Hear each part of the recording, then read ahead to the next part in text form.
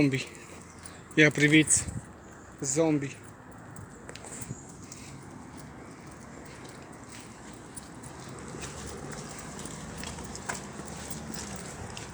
Zombie. Drogurile. L-a măcinat pe acest tânăr.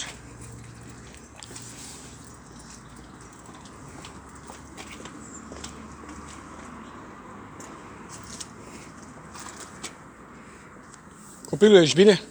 Da. Ești bine? Ce ai pățit? Beat. Ești beat?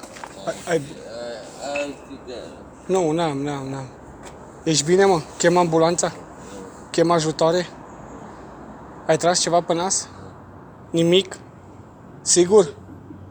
Ce ai băut? Ce ai băut, mă? Ce ai băut? Ești tânăr, mă, nu-i voie, mă. Uite, biserica e în spatele tău. Trebuie să mergi la biserică, nu să dai bani pe alcool. Uite în ce hal areți acum. Te vezi? Îmi pare rău de tine, fratele meu.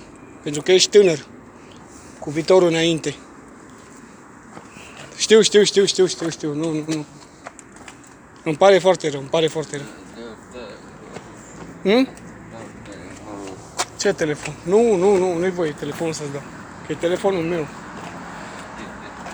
Vrea telefon. Nu-i voie. Telefonul meu, frate. Tu n-ai telefon. Cu cine vrei să vorbești? Cu ea? Cu care ea? Cu maică ta? Bă, sigur, nu vrei să chem ajutoare, fratele meu? Da. Hai că chem ajutoare. Stai că sun la 112, bine? Stai așa.